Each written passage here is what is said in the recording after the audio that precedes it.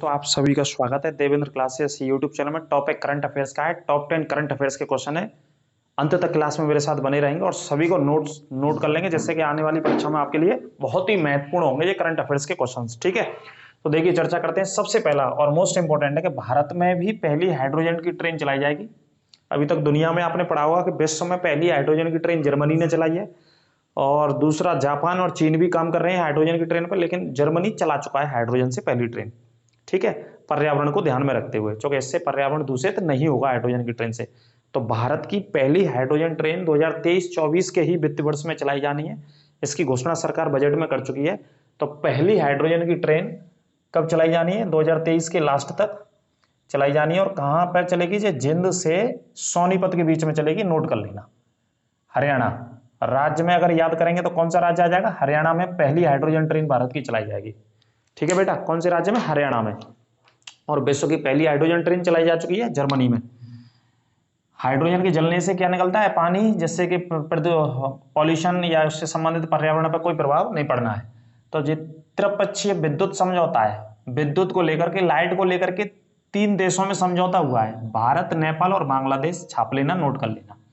पूछा जा सकता है कि कौन कौन से पड़ोसी देशों में अभी हाल ही में त्रिपक्षीय विद्युत समझौता हुआ है लाइट के आदान प्रदान को लेकर के, विद्युत के आदान प्रदान को। तो भारत, नेपाल, बांग्लादेश दोनों पड़ोसी देश हैं भारत के। आपको पता ही है, नहीं पता हो तो नोट कर लेना, आज के बाद पता चल जाएगा। राष्ट्रीय पार्टियों की संख्या है भारत में इस समय 6 और नई राष्ट्रीय पार्टी बनी है आम आदमी पार्टी। कौन सी पार्टी बनी है? आम आदमी पार्टी नई राष्ट्रीय पार्टी बनी है। ठीक है, ये नोट कर लेना।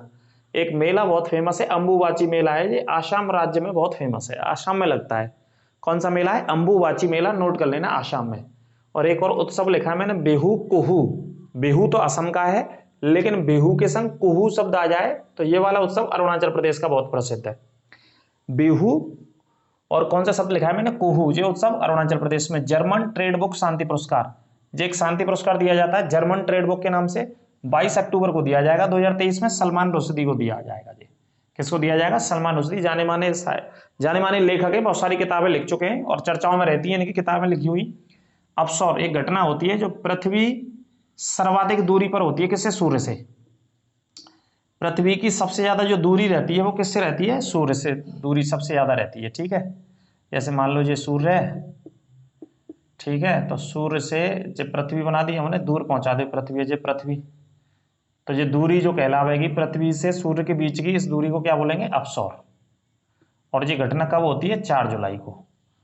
और एक और घटना होती है, वो नजदीक वाली होती है। वो नजदीक वाली घटना होती है जब पृथ्वी सबसे नजदीक होती है। मान लो पृथ्वी जहाँ पे है, नजदीक है सूर्य से, तो ये वाली जो घटना ऐसे नहीं होती, वो दूरी पे ऐसी होता है, उसे बोलते हैं उपसौर। सबसे ज्यादा जो नजदीक होता है सूर्य से, पृथ्वी की स्थिति सबसे ज्यादा नजदीक होती है, उसे ज्योग्राफी में बोलते हैं उपसौर। और ये घटना होती है 3 जनवरी को। ये वाली डेट 3 जनवरी को जो सबसे ज्यादा दूरी पे होती है, इसे अपसौर बोलते हैं भूगोल में। ये 4 जुलाई को स्थिति होती है। ठीक है, एक व्यक्ति थे पिंगली वेंकैया। इन्होंने भारतीय जो ध्वज है हमारा, जो पताका है हमारा, या झंडा जिसे बोलते हैं हम, उसकी क्या तैयार करी थी? एक डिजाइन तैयार करी थी पिंगली वेंकैया। यानी कि पुण्यतिथि मनाई गई 4 जुलाई को। निधन हो गया था 1963-64 के आसपास 4 जुलाई को। तो पिंगली वेंकैया का जन्म कहां पे हुआ? आंध्र प्रदेश में। आंध्र प्रदेश में इनका जन्म हुआ था। क्वेश्चन कई बार पूछा जाता है। और इन्होंने डिजाइन तैयार करी थी, क्या है कि भारतीय ध्वज की डिजाइन तैयार करी थी। ठीक है, लिख लेना, भारतीय ध्वज। और कब तैयार करी थी? 1931 में फाइनल डिजाइन तैयार करके इन्होंने रखा था कांग्रेस के मध्य में। कांग्रेस के अधिवेशन में इनको लेकर के डिजाइन का प्रस्ताव पारित किया गया था। तो ये डिजाइन तैयार की गई थी 1931 में फाइनल। पूछा गया कई बार प्रश्न कि भारतीय ध्वज की डिजाइन किसके द्वारा तैयार की गई? तो 1931 में पिंगली वेंकैया के द्वारा। इनका जन्म आंध्र प्रदेश में हुआ। शुरुआती पढ़ाई लिखाई इनकी मछलीपट्टनम के आसपास हुई, जो मछलीपट्टनम आंध्र प्रदेश का एक शहर और बंदरगाह भी है। ठीक है, नोट कर लेना। अमेरिका का 247वां स्वतंत्रता दिवस मनाया गया 4 जुलाई को। कब मनाया जाता है? 4 जुलाई को अमेरिका का स्वतंत्रता दिवस मनाया जाता है। 1776 को अमेरिका आजाद हुआ था। किससे आजाद हुआ था? अंग्रेजों से। अंग्रेजों का शासन भारत पे था अथवा दुनिया के बहुत सारे देशों पे था, जिसमें अमेरिका भी था। तो 4 जुलाई को स्वतंत्रता दिवस अमेरिका का मनाया जाता है। ठीक है, 1776 को अमेरिका आजाद हुआ था। नोट कर लेना। एक अभ्यास होना है तरंग शक्ति के नाम से, इसे नोट कर लेना। वायुसेना का सैन्य अभ्यास है। इसमें अमेरिका, यूनाइटेड किंगडम और दुनिया के बहुत सारे शक्तिशाली देश शामिल होंगे। ये अक्टूबर नवंबर 2023 में होना है भारत में। ठीक है, तरंग शक्ति इंडियन एयरफोर्स का एक्सरसाइज होना जी, ठीक है, नोट कर लीजिएगा इसे। आगे बात करते हैं, एक क्रांतिकारी थे अल्लूरी सीताराम, दक्षिण भारत के बहुत प्रसिद्ध क्रांतिकारी थे। हिस्ट्री पढ़ोगे तो उनका उल्लेख दे रखा है। 126वीं जयंती इनकी अभी हाल ही में मनाई गई है, 126वीं जयंती मनाई गई है। और इन्होंने रंपा विद्रोह का नेतृत्व किया था, 1922 में हुआ था ये। कहां पे था? आंध्र प्रदेश में। कौन से विद्रोह का नेतृत्व किया था? रंपा विद्रोह का, ठीक है, नोट कर लेना। बात करते हैं भारत का दूसरा सबसे बड़ा बैंक कौन सा है? पहला तो सभी जानते हैं, दूसरा आप लिख लेना। तो दूसरा सबसे बड़ा बैंक कौन सा है? एचडीएफसी है। और पहला सबसे बड़ा बैंक कौन सा है? एसबीआई। तो एचडीएफसी भारत का दूसरा सबसे बड़ा बैंक बन गया है, ठीक है, ये पॉइंट नोट कर लेना। आगे बात करते हैं, 1 जुलाई 2023 को उत्तर प्रदेश सरकार ने एक प्रोग्राम शुरू किया है। 1 जुलाई को, इसी जुलाई के महीने में, तो एक प्रोग्राम क्या शुरू किया है? वृक्षारोपण को बढ़ाने के लिए one tap one tree program शुरू किया उत्तर प्रदेश सरकार ने।